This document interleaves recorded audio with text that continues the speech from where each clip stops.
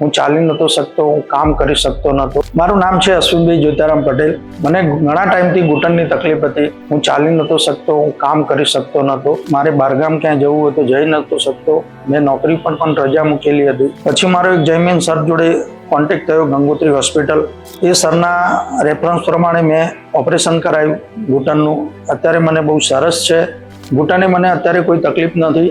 મને ચાલવામાં પણ બહુ સરળતા છે.